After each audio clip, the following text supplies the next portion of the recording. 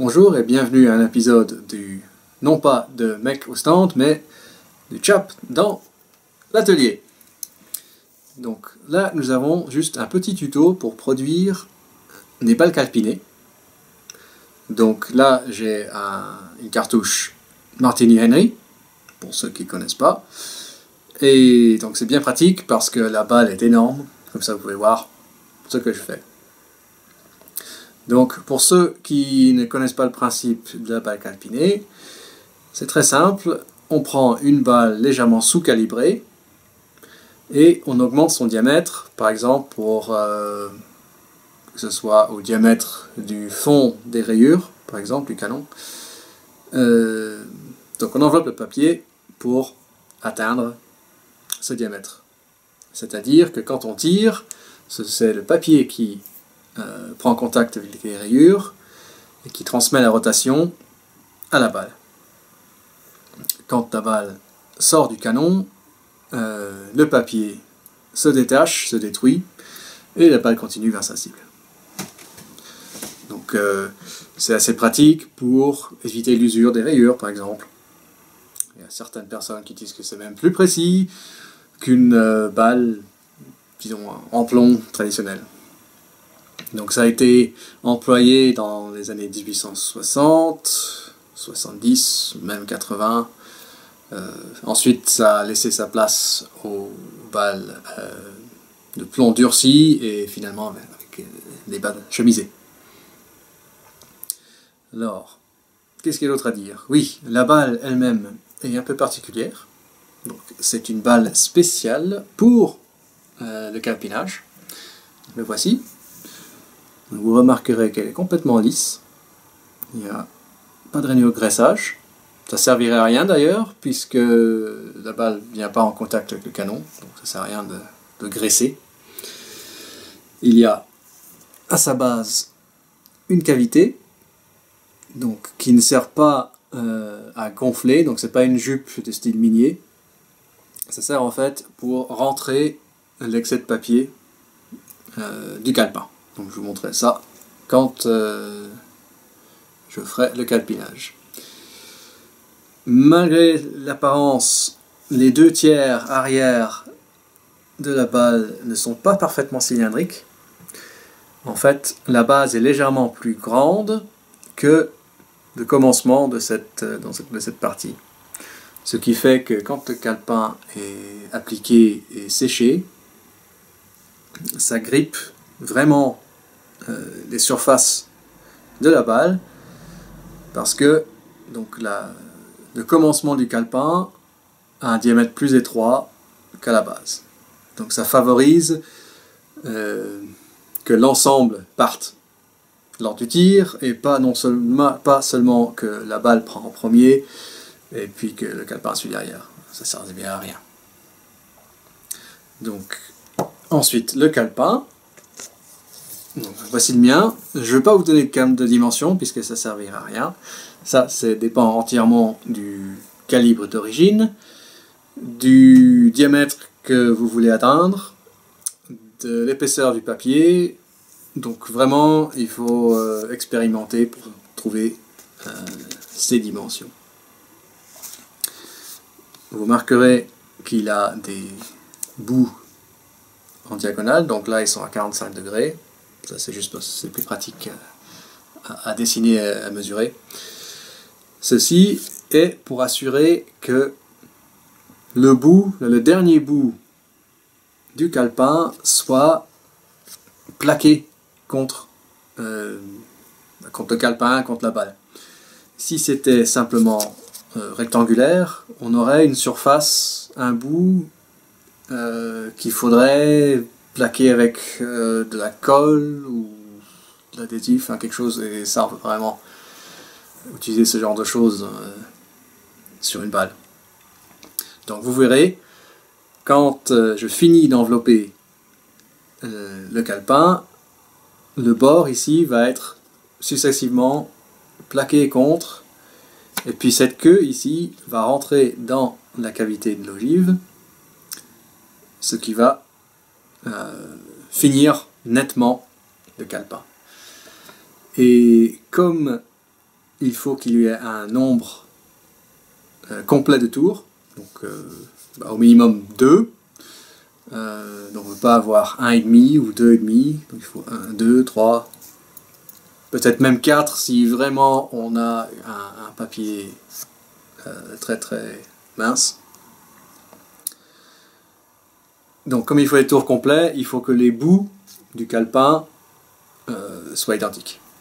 Donc voilà, en fait les deux bouts vont venir ensemble, à travers les épaisseurs bien sûr.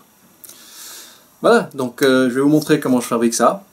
J'ai une petite, ma petite méthode pour faire ça un peu le plus facilement possible. Pour me faciliter la vie, ce que je fais, j'utilise une feuille de papier d'imprimante A4 sur lequel j'ai tracé mes losanges pour le calepin. Donc là, avec les dimensions que j'utilise, ça m'en fait 20 par feuille. Donc c'est bien pratique. Et si je fais pas de bêtises et que je découpe pas tout, si j'en garde une feuille, ça veut dire que la prochaine fois, il me suffit d'en photocopier autant que je veux pour en produire plus.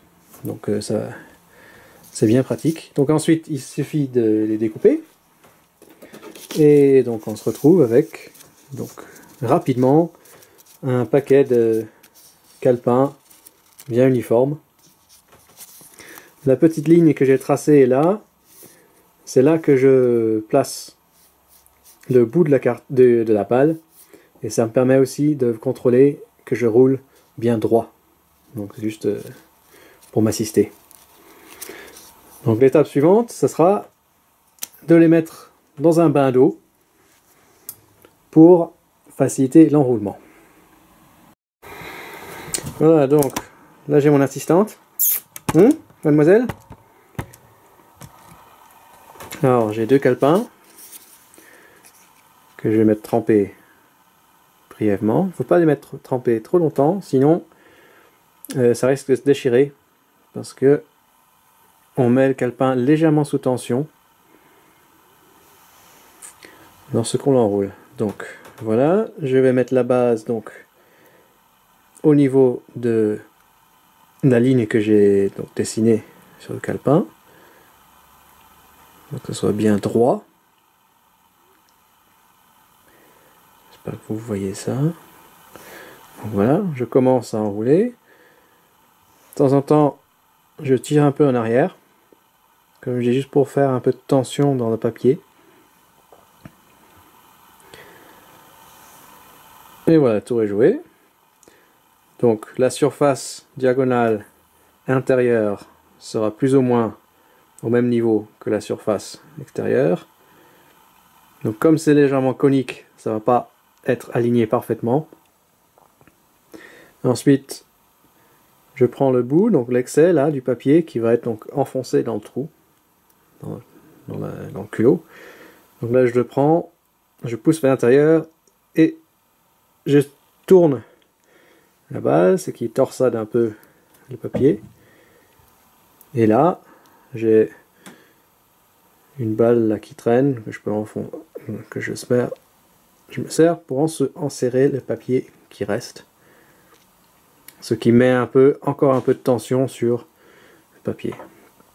Et donc voilà, une balle calpinée. On va juste le faire avec le deuxième. Maintenant, sans chat. Alors, on place la balle face à la ligne.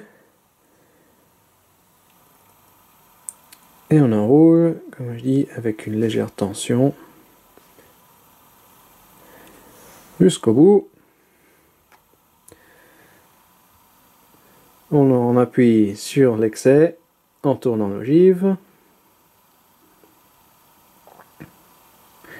Et on met l'excès donc dans le trou.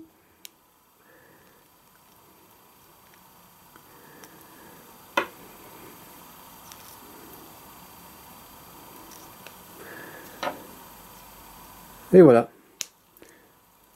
Maintenant, il ne reste plus qu'à les sécher.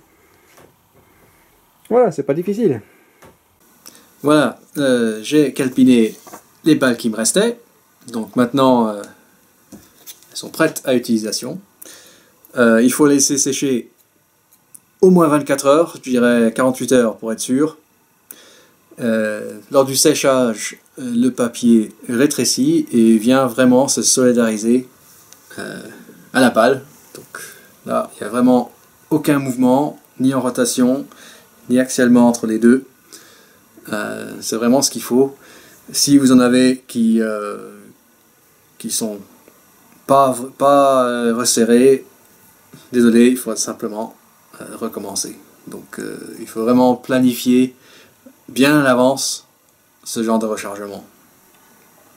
Le jour au lendemain, ça va pas marcher. Donc voilà, je vous remercie, j'espère que ça vous sera utile. Si vous avez des questions concernant le rechargement, entre autres le Martini Henry, mais aussi beaucoup de calibres donc de la même époque, je recommande fortement le forum tir et collection d'armes réglementaires, TECAR. C'est un forum francophone qui adresse l'histoire, mais aussi les rechargements pour ce genre de choses. Sinon, vous êtes toujours bienvenus sur nos pages Facebook. N'oubliez pas aussi nos autres vidéos sur Block on the Range, sur YouTube, et nous avons aussi une campagne Patreon qui est en cours, donc qui nous aide à financer nos expéditions dans les stands un peu plus exotiques, acquérir des armes aussi qui sortent un peu de l'ordinaire, etc. Donc, merci de votre attention et à la prochaine.